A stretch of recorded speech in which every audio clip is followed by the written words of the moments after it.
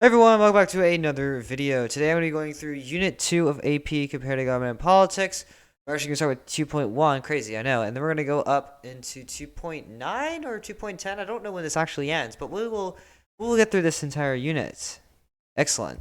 So, resources. These are some important resources that you can use. We have guided notes for all of my units, all the lectures, and all the subtopics. We have practice tests, both multiple choice and free response, answer keys for those as well, and a key terms list with the list of key terms that you need to know. Because College Board may just ask you for a simple definition on the multiple choice, and they will ask you for it on the free response. That is guaranteed. So it's very good to have those key terms memorized and understood, and that's going to help us master these topics. I like this unit. I think this unit's pretty straightforward. It's pretty much all brand new stuff to students, so that might be a little bit of a challenge, but once you get it down, it's going to seem like common sense.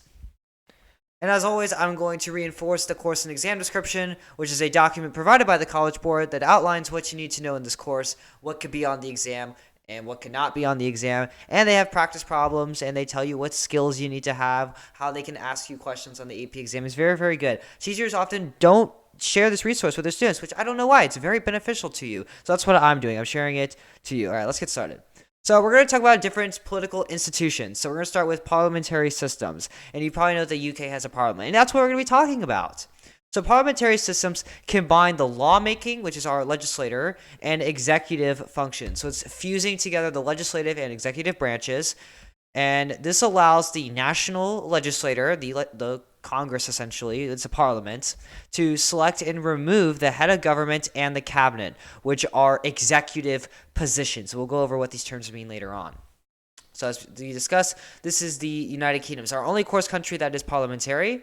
They have a prime minister who is the leader of the national government. They lead the executive and legislative branch because of the fused powers.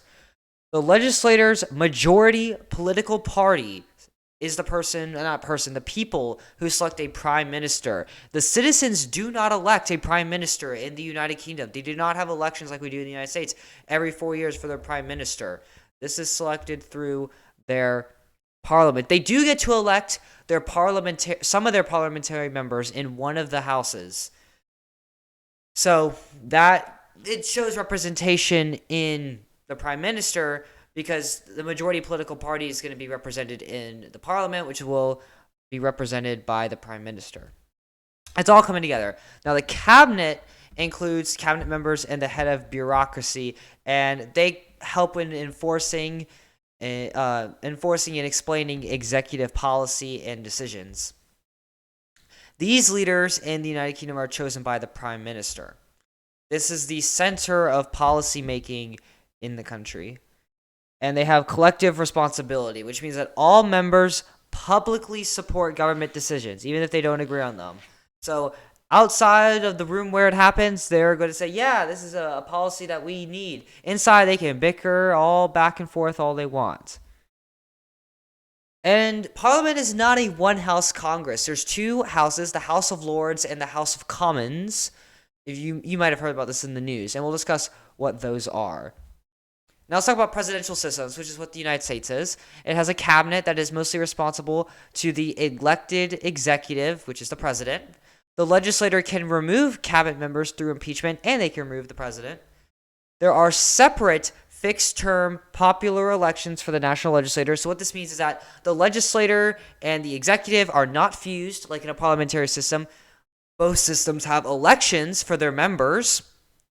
So the president has an election, and then people in the legislature, representatives, have their own elections. And they also have fixed term limits. So they're not ruling for life, essentially. And these elections are for the people to vote on. The top executive leader serves as both the head of state and head of government. In a parliamentary system, those roles are separate. Same thing in the next system we're talking about, a semi-presidential system. And in our course, that's Nigeria and Mexico. So the executive branch consists of the president, who is the head of state and the head of government, and is also the commander-in-chief, which is the head of military service. The legislator's job is to create laws, impose taxes, reject treaties, declare war, ratify diplomatic appointments, which is foreign country cooperation, essentially. So they have their own functions, and the executive branch has their own functions as well. And then they also have a judiciary. The parliamentary system does too, but the judiciary is more independent. And the role of this judiciary, and all judiciaries essentially, is to interpret laws. And in our presidential systems, they're both federal, at least in this course, they're both federal countries. So they have federal and state judicial systems. And they also have Supreme Courts. Let's talk about our final political institution, which is a semi-presidential system.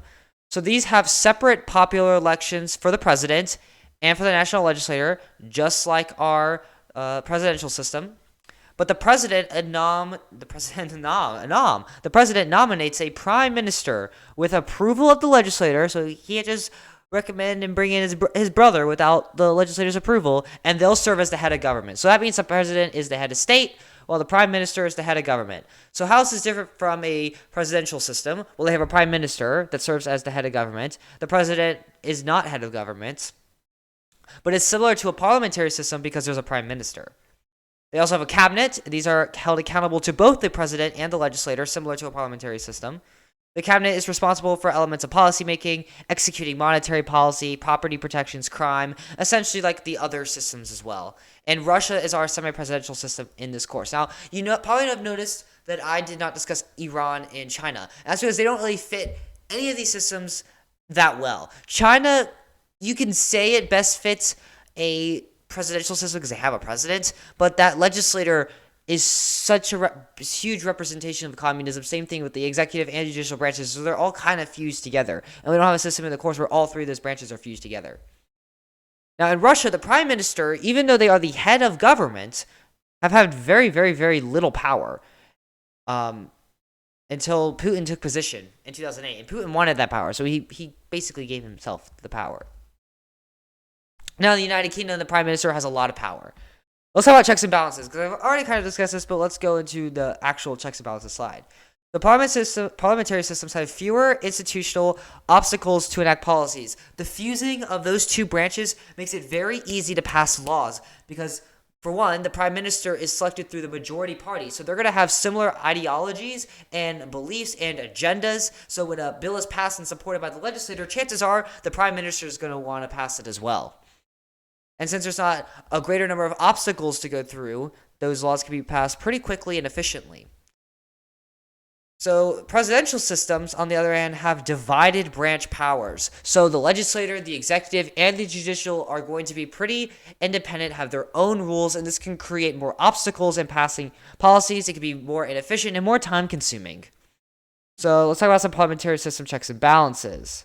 So they can consider cabinet members, and they can refuse to pass executive proposed legislation.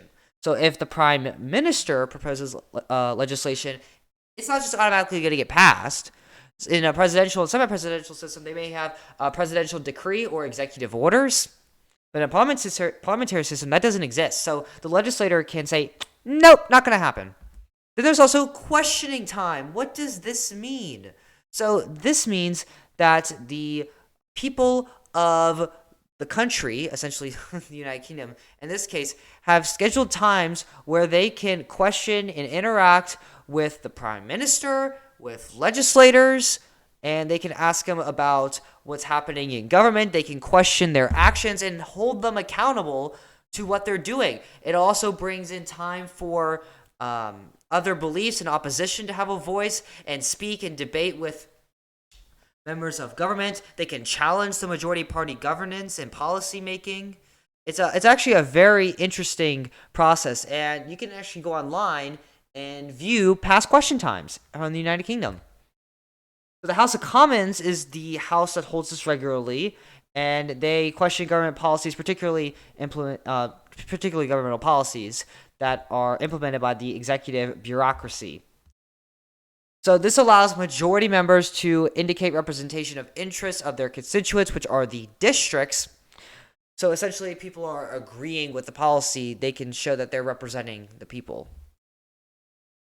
And as I said earlier, it allows the opposing party, maybe it's a minority group, to verbally challenge the majority party governance and decision-making. Basically say, wait, you're doing that, but if you do that, we're just going to blow the entire country up. Did you think of that, huh?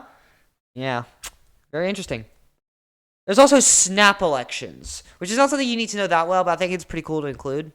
So parliaments may impose time deadlines on calling new elections. So this was passed in 2011 with a fixed-term election system of the House of Commons, which means that every so often there will be an election for the House of Commons. And this checks the Prime Minister's power, because that means if a new majority party comes in to the legislature, that Prime Minister might be booted out. So the Prime Minister can also force all members to campaign for re-election within a 30-day period with a supermajority of support. And this has occurred in 2017 as an example. So the Prime Minister can call for a new election and snap. Within 30 days, a new election occurs with campaigning. And if the legislator is still representative of that majority party, the Prime Minister stays. If not, the Prime Minister is most likely going to be booted out, because a party is not going to want a Prime Minister as a part of a separate party. That's essentially like the Democrats in the United States voting for a Republican president, even though you got 20 other Democratic nominees. That typically doesn't happen, ever. I mean, it has happened before. Reagan is a great example, but it just typically doesn't happen. All right, more checks and balances, because, this is the only thing we talk about in this class. Presidential and semi-presidential systems, we'll see them within their divided governmental branches. This is actually a lot more feasible for a checks and balance system, because the legislature, executive, and judiciary are more independent. So the legislature and executive branches can change or reject policy proposals. In 2016, for example, the Mexico president vetoed a package of anti-corruption bills, and they asked Congress to change a measure that would force people or firms receiving government funding to publicly disclose their assets. That's just an example of the president vetoing a piece of policy passed by the legislature. This also happened the same year in Nigeria's Senate. A little different. The Senate actually rejected a proposed budget from the executive, so the other way around. And because their reasoning was that it relied too heavily on borrowing from foreign countries and increasing their foreign economic dependency. And there's been a lot of processes within Nigeria, especially with them taking loans from international organizations, where they want to decrease that dependency on other countries and increase their domestic business. Now, Trevor Packer's kind of devious, because the AP exam, from what I've seen, doesn't really ask you to compare presidential and parliamentary systems. Not presidential, parliamentary system. So the AP exam typically doesn't ask you to compare the presidential and parliamentary systems with semi-presidential systems. So they may ask you about the semi-presidential systems, but they typically don't ask you to compare them with another system. But they can ask to compare presidential and parliamentary all day long. Oh my gosh, they love it so much. This unit is like 20 to 30% of your AP exam, so it's pretty important, and they have a lot of room to ask about this. So I'm awesome, because I've just provided a table of comparison for you, and we'll go through it real quickly. So roles of the parliamentary, presidential, semi-presidential systems. So parliamentary systems have a prime minister. Presidential system has a president. There's also a legislator, but there's also a legislator in the other two systems. So I'm actually going to cross that out real quick, because they also have a legislator. And then the semi-presidential system has both a president and a prime minister. It's semi-presidential, but semi-prime minister. So elections. So in a parliamentary system, we have direct legislator elections. The legislator, the majority party, will appoint a prime minister. In the presidential systems, we have a direct election for the legislative and executive branches. The cabinet is, though, approved by Congress. In a parliamentary system, in the UK, for at least in this class, you have to know about the UK, the cabinet is selected by the prime minister, but it's members from the Congress. So you can kind of say Congress approves it, because it is Congress, but they don't really approve it. It is members of Congress selected by the prime minister that will make up the cabinet. And then in our semi-presidential system, they have direct presidential elections, and then the president appoints the cabinet and the prime minister. Separation of powers, there's very little separation of powers within a parliamentary system. Power lies within the legislator. And then our presidential system and in our semi-presidential system, we have a great deal of separation of powers in that checks and balances that we discussed. And then gridlock. Gridlock essentially means, is there a lot of obstacles to passing policy and getting things done? Since there's a fusing of powers in our parliamentary system, that typically doesn't happen. But in a presidential system, it can be pretty common. And then in a semi-presidential system, it's actually pretty low, because the prime minister can be kind of a medium and serve as a administrator role and find compromise. They can. Doesn't mean it always happens, though.